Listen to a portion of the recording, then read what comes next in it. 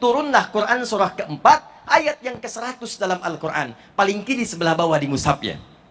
Wa may yuhajir fi sabilillahi.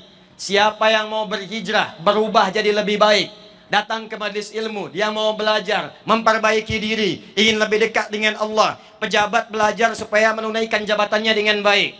Dari militer belajar, polisi belajar, dari semua kalangan belajar supaya lebih dekat dengan Allah. Saat dia mulai berangkat itu, kata Allah, perhatikan. Wa may yuhajir fi sabilillah yajid fil ardi muraghaman katsiran wasa'a. Kalau dia belajar masih hidup, mempraktekkan pelajarannya, maka akan diganti oleh Allah. Pertama, akan dirubah keadaan hatinya menjadi lebih tenang. Dikala orang sudah dekat dengan masjid, orang dekat dengan majlis ilmu, yang Allah berikan pertama kali bukan dunia, tapi ketenangan dalam jiwanya. Silahkan Bapak Ibu cek, tidak ada tempat paling tenang di muka bumi kecuali masjid. Jadi Anda baru masuk masjid saja, suasana sudah enak. Tenang, nyaman, sholat 2 rakaat, sandar bawa kipas angin, saking tenangnya, plak, ngantuk tidur. Itu sudah kata Quran tenang. Buka Quran surah kedua Al-Baqarah ayat 125, paling kanan pertengahan di mushaf. Wa idz ja'alnal baita mathabatan lin-nasi wa amna. Kata Allah, ingat ya, kami telah tetapkan al-bait dan masjid-masjid menjadi tempat pusat bagi ibadah manusia dan tempat yang menenteramkan di muka bumi. Jadi kalau Anda ingin cari ketenangan, datang ke masjid. Datang ke masjid, datang ke masjid. Kami pernah punya jadwal sampai sekarang, itu setahun sekali kami datang ke Jepang. Alhamdulillah kita bangun masjid di Tokyo bersama teman-teman di sana. Tiba-tiba kedatangan seorang ustadz lokal. Dia cerita, Ustadz, kami ini di wilayah Gunma. Di Jepang itu, setiap 1 tahun, rata-rata tingkat bunuh dirinya, saking stresnya, tingkat bunuh dirinya 30.000 orang dalam setahun. Berarti sehari rata-rata hampir 100 orang. Bunuh diri, bunuh diri, bunuh diri. Saya pernah melewati satu tempat ke daerah perbukitan. Di situ kalau setiap hari Anda lewat situ rata-rata ada 5 orang meninggal. Tiba-tiba beliau menyampaikan, tapi ada yang lebih dahsyat Ustadz. Satu tempat itu bunuh dirinya lebih dahsyat dibandingkan dengan Jepang. Di tempat itu kalau sudah orang ingin bunuh diri, maka di setiap tempat akan dilakukan. Capek, bunuh diri di jalan. Capek, bunuh diri di pasar. Satu ketika, karena Pemda setempat melihat sudah tidak beraturan orang bunuh diri, akhirnya dibikin lokalisasi tempat khusus bunuh diri.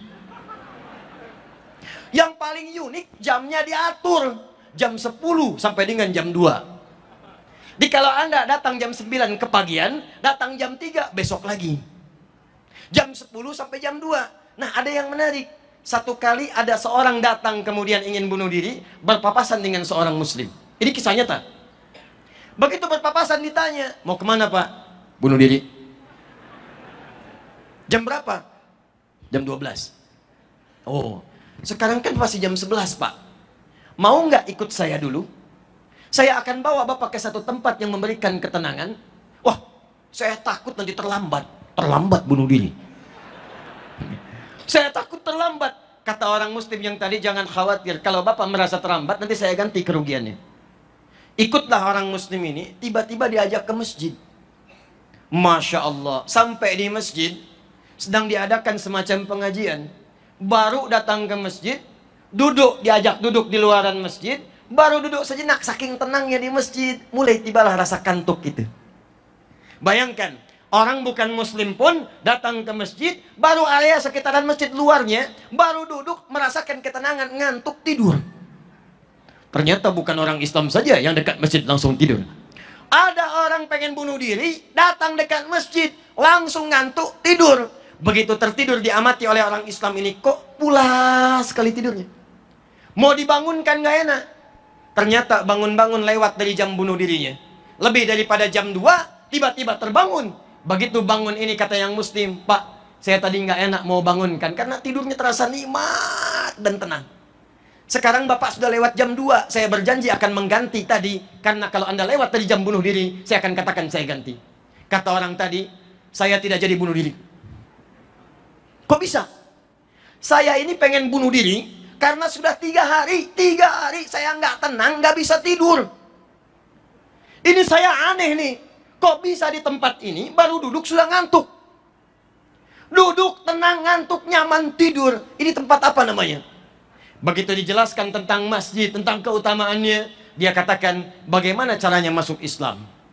Maka pada saat itu dia mengucapkan kalimat syahadat, asyhadu an la ilaha illallah wa asyhadu anna Muhammadar Rasulullah. Ada ketenangan dalam jiwanya. Kisahnya kemudian viral pada saat itu, maka bupati wali kota setempat memanggil yang muslim tadi. Setelah konsultasi di dekat tempat bunuh diri tadi, kemudian didirikan bangunan untuk konsultasi pada seorang muslim tadi yang ingin bunuh diri. Konsultasi dulu ke sini sebelum dia bunuh diri. Itu kisah nyata. Jadi saya ingin katakan pada Anda, orang yang sering datang ke majelis ilmu, orang yang sering belajar, orang yang mau berhijrah, kata Al-Quran, yang pertama Allah berikan pada dirinya ketenangan dalam jiwanya. Jadi kalau hati sudah tenang itu enak. Mau bekerja, hati tenang, nyaman.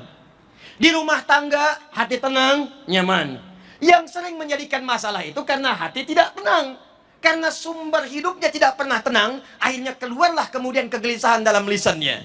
Kegelisahan dalam pandangannya. Kegelisahan sampai ke ujung kakinya. Yang paling hebat kata Allah, wa may yakhruj min baitihi muhajiran ilallahi wa rasulihi thumma yudrikul maut faqad waqa'a ajruhu 'ala Allah. Kalau ada orang pengen berhijrah, datang ke majelis ilmu, datang dia belajar, tapi ternyata di pertengahan jalan sebelum sampai maut datang menjemputnya. Perhatikan, rahmat Allah diturunkan pada seorang penuntut ilmu. Belum nyampe masjid, di jalan tiba-tiba meninggal. Faqad waqa'a ajruhu 'ala Allah. Pahalanya diterima, diampuni dosanya, diturunkan rahmat Allah. Dengan rahmat Allah itu dicatatkan pahala surganya.